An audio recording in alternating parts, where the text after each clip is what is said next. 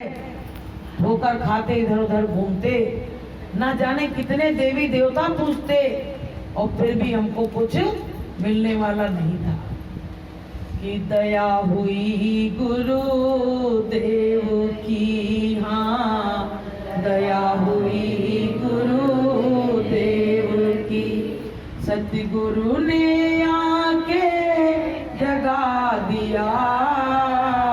दया हुई गुरु देव की, हाँ दया हुई गुरु देव की, सतगुरु ने आके जगा दिया।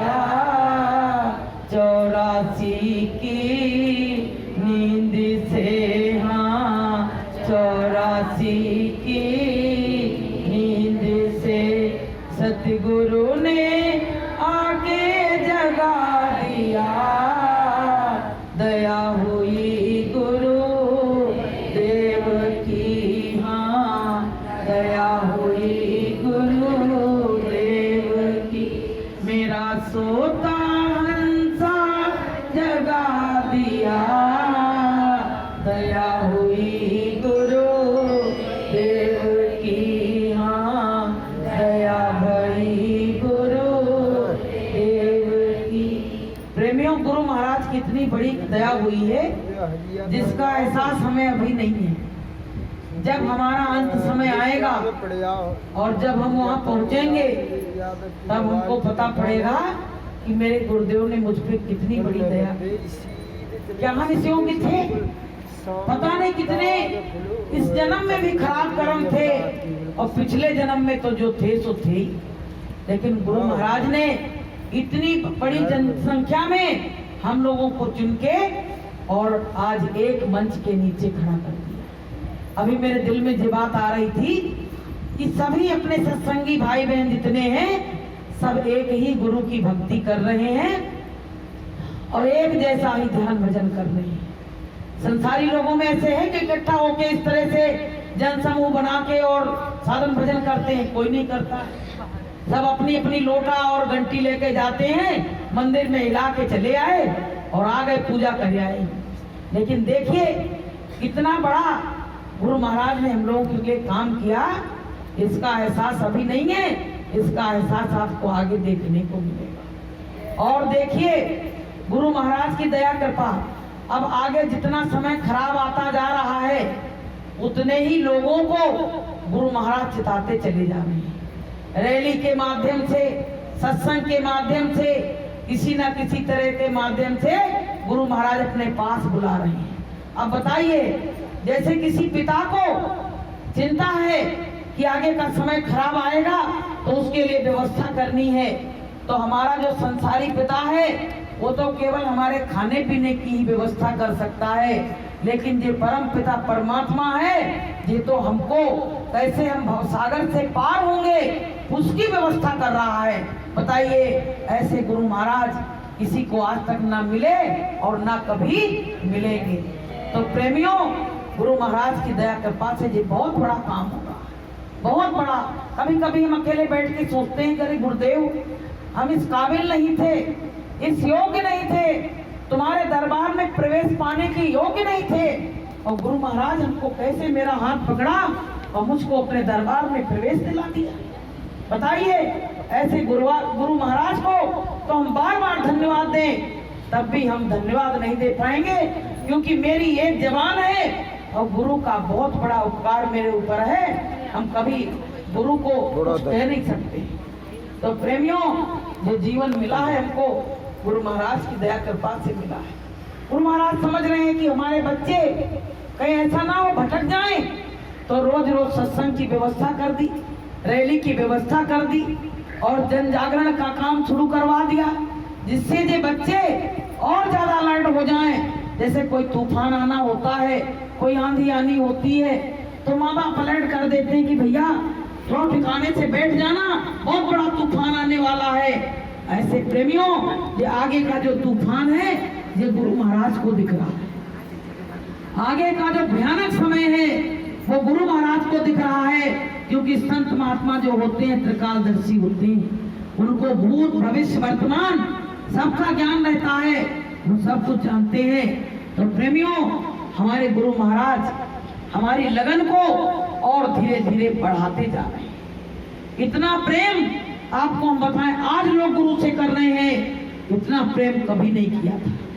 जब गुरु महाराज सामने देखते थे तब भी इतना प्रेम किसी ने नहीं किया जो प्रेम आज गुरु के लिए सब कर रहे हैं और सब लोग रो रहे हैं कि प्रेमी सब याद करते हैं तुमको, प्रेमी सब याद करते हैं तुमको, अपनी सूरत तो दिखला दो हमको, अपनी सूरत तो दिखला दो हमको, बिन दरस के रहा अब न जाए, बिन दरस के रहा अब न जाए, है तरसती दरस को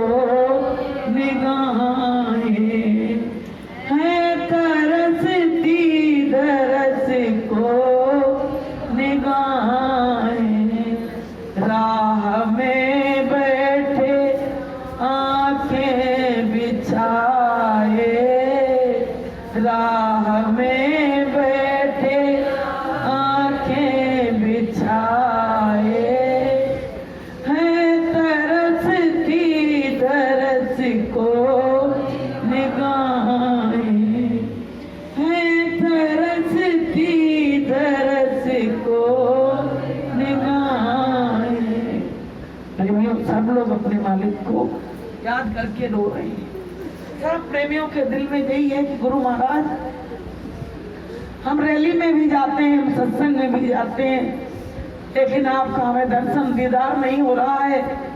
इतने दिन बीत गए, आपने ही मेरी आदत डाली थी कि 3 बार मथुरा आओ, दर्शन करके जाओ, और अब हम किसके दर्शन करें, किसका दीदार करें, ऐसी आदत डाल दी। अब मेरी आदत पड़ गई बार बार दर्शन करने की, और अब आप दर्शन नहीं दे रहे हो तो मैं क्या करूं, किसके सहारे जीऊं।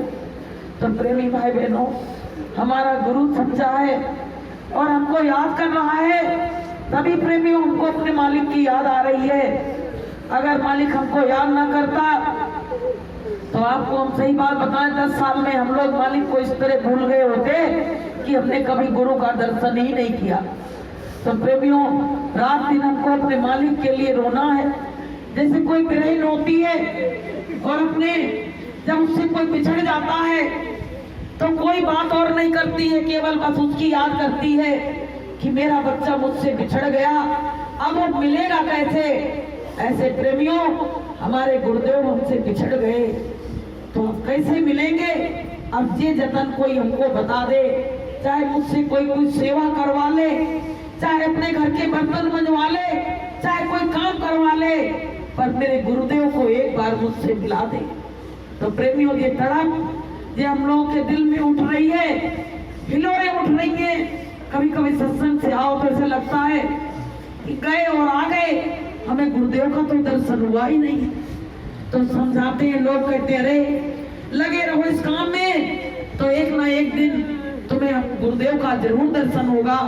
तो प्रेमियों, वही आस टिकी हुई है, वही विश्वास टिका हुआ है कि एक ना एक दिन हमारे गुरुदेव का दर्शन और दीदार हमको जरूर होगा।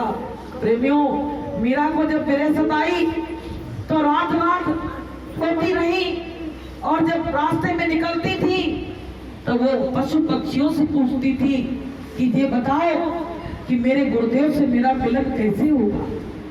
तो पशु पक्षी उनको देखते रह जाते थे और रोती बिलखती रात रात में जंगलों में घूमती रहती थी, कुचों में गलियों में घूमती रहती थी और अपने गुरुदेव के लिए इतनी पागल थी। तो प्रेमियों, जब वो पागल हुई तो परमात्मा भी उनके प्रेम में पागल हो गया और एक दिन आके और मीरा को दर्शन और दीदार हो गया। तो प्रेमियों, ऐसे ही जब हम लोग भी गुरुदेव के लिए पागल होंगे, अभी हम लोग पागल नहीं है, अभी हम विरहीन नहीं बने, अभी हमारे अंदर वो घाव नहीं हुआ। जैसे किसी के चोट लगती है तो कहते ऐसा घाव हो गया वो ठीक नहीं होगा, तो डॉक्टर के पास जाते हैं। ऐसे प्रेमियों, हमारे दिल में भी गुरुदेव के लिए अगर घाव होता तो हम भी इसी तरह से पागल हो जाते और गुरुदेव को ही ढूंढते ढूंढते हम दुनिया को नहीं ढूंढते। अभी तो हम दुनिया में फंसे हुए हैं, जब हम सत्संग में आते हैं तब हमको गुरुदेव याद आते हैं, बाकी समय तो हमें दुनिया याद आती है। तो प्रेमियों, अपने गुरुदेव के लिए हम क्या करें क्या ना करें, अब यही समझ में नहीं आती। कहते नहीं है कि अब तुम ही बताओ गुरुदेव, तुम्हारे बिना कैसे रहे। अब तुम ही बताओ गुरुदेव, तुम्हारे बिना कैसे रहे। ना तुमने कोई चिट्ठिया भेजी, ना तुमने कोई चिट्ठिया भेजी, ना भेजा संदेश, तुम्हारे बिना कैसे रहे। ना भेजा संदेश, तुम्हारे बिना कैसे रहे। पल पल तुम्हारी याद सतावे, पल पल तुम्हारी याद सतावे। मनवा में तो धीर न आवे, मनवा में तो धीर न आवे। अब तुम ही बताओ गुरुदेव, तुम्हारे बिना कैसे रहे। अब तुम ही बताओ गुरुदेव, तुम्हारे बिना कैसे रहे। हमें दुनिया की सब चीज मिल गई, सब खाने को मिला, पीने को मिला, घर परिवार मिला, सुख मिला, लेकिन ऐसा लगता दिल में कि अभी एक सुख से हम वंचित हैं। एक सुख जो हमको चाहिए था, गुरुदेव का प्यार, वो हमको अभी नहीं मिल रहा है। तो प्रेमियों, किसी ना किसी तरह से हम इतना ऐसी कुछ जतन करें कि हमको कहीं जाने की जरूरत नहीं है। गुरुदेव मिलेंगे तो तुम्हें अपने कमरे में ही मिल जाएंगे, क्योंकि गुरुदेव के अनेक रूप हैं प्रेमियों। वो यहाँ मंच पे भी विराजमान हैं और कहीं और सत्संग हो रहा है वहां पे विराजमान है। उनके अनेक रूप हैं प्रेमियों, वो मिल सकते हैं। लेकिन जब हम दिन और रात रोए, मीरा की जो तकिया थी वो भीग जाती थी, उसको निचोड़ देती थी और फिर रख लेती थी, इस तरह से आंसुओं की धारा निकलती थी। और प्रेमियों, हम लोग क्या है, हम लोग तो मौज मस्ती में लग जाते हैं। अच्छा भंडारा बना तो खाने में लग गए, अच्छी कोई चर्चा चल रही तो उसमें मस्त हो गए, घूमने के चक्कर में फंस गए। लेकिन हमको वो विरह, वो तड़प जो होनी चाहिए थी, वो हमारे अंदर नहीं है। तो प्रेमियों, जब कोई तड़पता है ना, किसी के घाव हो गया, तड़प रहा है, तो माँ बाप को आना पड़ता है, उसमें मलहम पट्टी करनी पड़ती है।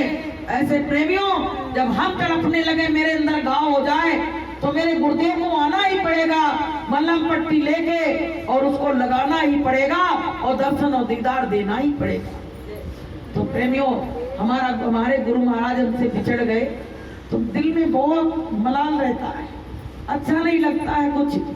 मीरा ने कहा था ना, जब उनके पति ने कहा था कि तुम इस तरह से घर का काम करो, उनका तो मन लगा था अपने गुरुदेव में। तो ऐसे प्रेमियों, हम लोगों का भी मन लगा है गुरुदेव में, ऐसी बात नहीं है।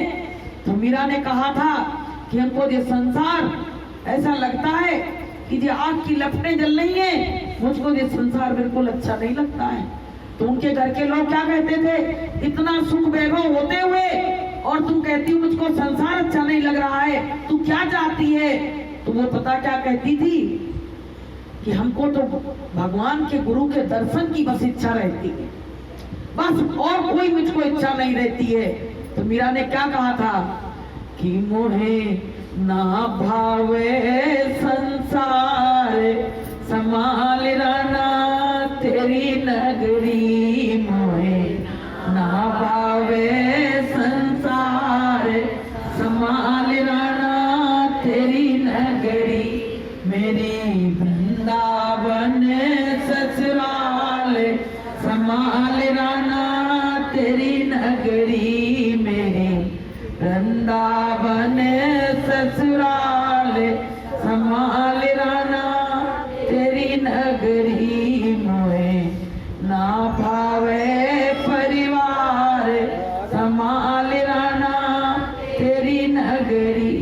मेरा ने कहा मुझे परिवार कुछ अच्छा नहीं लगता है। और आपको हम बताएं अपने मन की बात, आज सुबह हम बात कर रहे थे, हमने कहा ऐसा लगता है कभी कभी तो घर छोड़ के चुपचाप रात में उठ के कहीं चले जाओ गुरुदेव को ढूंढने के लिए, लेकिन जाए तो कहाँ जाए। गुरु महाराज ने इतना बड़ा प्रतिबंध लगा रखा कि घर गृहस्थी को छोड़ना नहीं, कहीं जाना नहीं तो पता नहीं कहाँ लोग भटकते हुए अपने गुरुदेव को ढूंढते। तो प्रेमी भाई बहनों, गुरु महाराज ने हमको ऐसा रास्ता दिखाया और गुरु महाराज ने कहा मैं अंत समय में भी मिलूंगा। तो प्रेमियों, क्या अभी नहीं मिलेंगे गुरुदेव? अब भी मिलेंगे, ऐसी बात नहीं है। जब रात में रोटी सो ना तो गुरु महाराज जरूर सपना देते हैं और आके गुरुदेव बात करते हैं, लेकिन रात में सोते समय हम कुछ और सोचने लगते हैं, कुछ और चिंतन करने लगते हैं, तो गुरुदेव सपने में नहीं दिखते हैं। नहीं तो प्रेमियों, हमने जीवन में नहीं सोचा था कि हम कभी गुरुदेव को सपने में देखेंगे। हम तो सोचते थे कि मेरे गुरुदेव प्रत्यक्ष हमारे सामने हमेशा रहेंगे, हम लोग चले जाएंगे पर मेरे गुरुदेव मुझसे कभी दूर नहीं होंगे। लेकिन ऐसा समय ने मोड़ लिया कि प्रेमियों, गुरु महाराज ने कहा था, गुरु महाराज को मालूम था कि मैं ऐसा खेल खेलूंगा कि तुम समझ नहीं पाओगे। तो प्रेमियों, वही खेल खेल दिया और हम लोग कुछ समझ नहीं पाए। हम लोग अज्ञानी जीव हैं, आप भी अज्ञानी है, कल भी अज्ञानी थे। तो प्रेमियों, हमें अपने मालिक की जितनी याद आए आपको हम बताएं, चाहे आप कम सत्संग करो, चाहे कम सुमरन ध्यान मत करो, लेकिन गुरु के सामने बैठ के रो जरूर। क्योंकि जब रोगे, जब बच्चा रोता है, खेलता रहता, तब तक माँ उसको गोद में नहीं लेती है, लेकिन जब रोने लगता है तो खिलौने डालती है।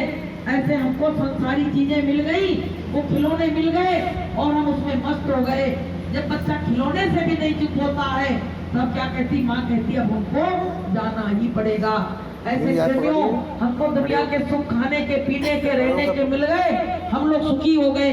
अगर हम कहते नहीं मुझको कुछ नहीं चाहिए, मुझको केवल गुरुदेव चाहिए, तो प्रेमियों गुरुदेव को आना ही पड़ता।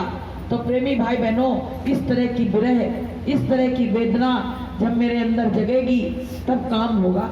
जैसे गुरु महाराज गए, हम लोगों को लोगों ने कितना बदनाम कर डाला, कितनी बातें हम लोगों को कही गई, सत्संगियों पे कितने बाण चलाए गए, लेकिन सत्संगी सब बर्दाश्त करते रहे। किसके लिए? मैंने अपने गुरु के लिए सब कुछ बर्दाश्त किया। और अभी किसी भाई बहन आपस में लड़ जाते हैं, घर परिवार लड़ जाते हैं, लेकिन सत्संगी थोड़ा सा गुस्सा नाराजगी होगी, फिर भी कहेंगे अरे हम एक बाप की संतान है, एक पिता के ही संतान है, और आके फिर गले मिल लेंगे और फिर मिल जाएंगे। तो प्रेमियों, ये रिश्ता गुरु महाराज ने जोड़ा, और ये जो रिश्ता जोड़ा है ये हमारे माँ बाप ने जोड़ा था। वो रिश्ता तो कुछ ही दिन का है, लेकिन जो गुरुदेव ने रिश्ता जोड़ा, ये रिश्ता अमर हो गया। और आज हम लोग यहाँ भी मिले हैं और हम लोग ऊपर भी मिलेंगे। बोलिए प्रेम से। तो ये विश्वास और आस, ऐसा मिशन आपको हम बताएं कहीं भी नहीं है, इस तरह की व्यवस्था कहीं भी नहीं है। इतना प्रेमी मिलजुल के रहना करना, घर जैसा व्यवहार, ऐसा कहीं नहीं। गुरु महाराज ने एक बार कहा था, बच्चों तुम चाहे कहीं भी चले जाना, अगर तुमने उस पर देख लिया छत पे झंडा लगा हुआ है, तुम उसके घर घुस जाना और जय गुरुदेव बोल देना, तो तुमको वहां रात में रहने की व्यवस्था मिल जाएगी। गुरु महाराज ने कहा तुमको भोजन मिल जाएगा। तो सत्य बात है, किसी के घर में झंडा लगाओ और जय गुरुदेव बोल दो तो प्रेमी इतने खुश हो जाते हैं, और ये नहीं देखते कि कैसा है क्या है, आ जाओ अंदर बैठो, भोजन करो, पानी पियो, इस तरह से पागल हो जाते हैं। तो ये भैया गुरु महाराज का काम है, ये अपना काम होता तो कुछ नहीं हो पाता। हमारे पिता ने इतना प्रेम नहीं बता पाया जो भाई बहन प्रेम से रहते, लेकिन हमारे गुरुदेव ने इतना प्रेम बता दिया कि सारी संगत मिलके रह रही है और किस तरह गुरु के मिशन का आगे बढ़ा रही है, किस तरह से गुरुदेव का काम कर रही है। तो प्रेमियों, हम अपने गुरुदेव से दूर नहीं है। आज हम एक किताब पढ़ रहे थे, उसमें लिखा था कि गुरुदेव तुम्हारे अंदर समा गए हैं, गुरुदेव तुम्हारे अंदर ही बैठे हुए हैं। गुरुदेव दिख नहीं रहे हैं। तो जब दिखता नहीं है तब मन में घबराहट होती है, जैसे कोई दिखे नहीं तो लगता नहीं हमको दिख जानी चाहिए। तो प्रेमियों हमको दिख नहीं रहे हैं, इसी बात का अंदर बहुत बड़ा कष्ट है, बहुत बड़ा दुख है। जैसे गुरुपूर्णिमा का कार्यक्रम आ रहा है तो गुरुदेव के हम लोग जाते थे कि नहीं जाते थे? 3 कार्यक्रम होते करते जाएंगे, लेकिन अब जब सोचो कि हम कहाँ जाएंगे, मथुरा जाएंगे तो हमें वहां भी गुरु महाराज नहीं मिलेंगे, हम जाएं तो कहाँ जाए। अभी लोग बालमबाग जाने का प्रोग्राम बना रहे हैं, तो हमारे दिल में बार बार यही बात आ रही है, तुम चाहे कहीं भी चले जाओ तुमको इस तरह का दर्शन और दीदार होने ही नहीं है। वो तो जब गुरु दया करेंगे, कृपा करेंगे, उसी दिन हमारा तुम्हारा दर्शन दीदार होगा, वरना चाहे कहीं भी चले जाओ। ये तो तृष्णा है, मृग तृष्णा है। जैसे मृग होता है तो प्यासा होता है तो भागता रहता है, रेत की तरफ जाता है तो उसको लगता है कि पानी है, और जब वहां तक पहुंचता है तो उसको वहां पानी नहीं मिलता है तो आगे और दौड़ लगाता है। ऐसे प्रेमियों हमारी तृष्णा हमको दौड़ा रही है। अगर गुरुदेव की दया जिस दिन हुई उस दिन गुरुदेव आके हमको यहीं पे मिल जाएंगे। तो प्रेमियों ऐसे आशा विश्वास के साथ गुरु का नाम लेते रहो। और हम आपको बताएं, सुबह शाम गुरुदेव के लिए जरूर रो। साधन भजन नहीं बनने दो, वो अपने हाथ का काम नहीं है, क्योंकि गुरुदेव दया कर देंगे तो साधन भजन 1 मिनट में बनने लगेगा। जरा सा वो मोड़ ले, इधर को कर दे, तुरंत काम हो जाएगा। तो तुम बैठ के वहां एक प्रार्थना गाओ और बैठ के गुरुदेव के लिए रो कि गुरु जी मेरी क्यों नहीं सुनत तू। तुम चले जाओ, वहां बैठ जाओ, उनको बैठा नया आदमी में। स्वामी जी मेरी क्यों नहीं सुनत पुकार,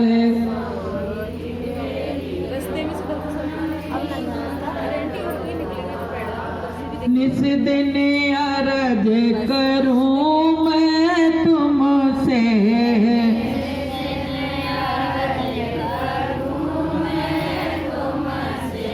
विनती बारंबार, विनती बारंबार, गुरु जी मेरी क्यों नहीं सुनत पुकार, स्वामी जी मेरी क्यों नहीं सुनत पुकार। मांगत मांगत भीख दया की, मांगत मांगत भीख दया की, बहुत भई लाचार, बहुत भई लाचार, गुरु जी मेरी क्यों नहीं सुनत पुकार, स्वामी जी मेरी क्यों नहीं सुनत पुकार। समरथ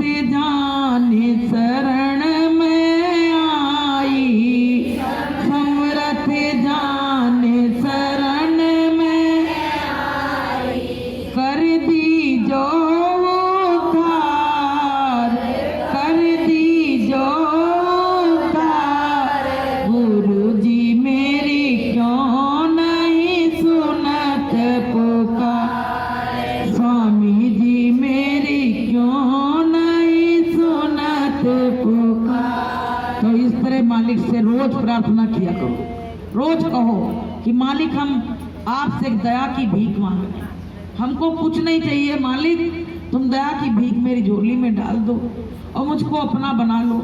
तुमने अपना बनाया, इतने इतने हमसे वादे किए और हमारे वादों को 1 मिनट में तोड़ दिया। हम लोगों को तो कुछ मालूम भी नहीं था, और गुरु महाराज तुम हमको इस तरह से छोड़ के और हमसे बिछड़ के और दूर खड़े हो, हमको दिख नहीं रहे। ऐसी शक्ति आपने, ऐसी माया फैला दी कि आप हमारे पास भी खड़े हो तब भी हमको नहीं दिख रहे। तो प्रेमियों हमारे गुरु महाराज को अब मेरी बहुत चिंता हो रही है। अब गुरु महाराज समझ गए कि ये बच्चे मेरा पीछा छोड़ने वाले नहीं है, अब इनसे मिलके ही रहना पड़ेगा। तो प्रेमियों देखिए, जैसे कोई बच्चा कोई गलत काम करके आए तो दूसरे पड़ोसी आ गए, कहने लगे तुम्हारे बच्चे ने गलत काम किया है, अब इसको मैं अपने हाथों से मारूंगा। तो माँ बाप क्या कहते हैं, अरे इसकी हिम्मत कैसे पड़ गई, इसने गलत काम किया, मैं इसको आने दो, इसको मैं पीटता हूँ। किस लिए? वो मारेगा तो ज्यादा मारेगा, और अगर पिता मारेगा तो कम मारेगा। और पिता मारेगा तो उसको दर्द नहीं होगा, और पड़ोसी ने मारा तो उसको बहुत दर्द होगा।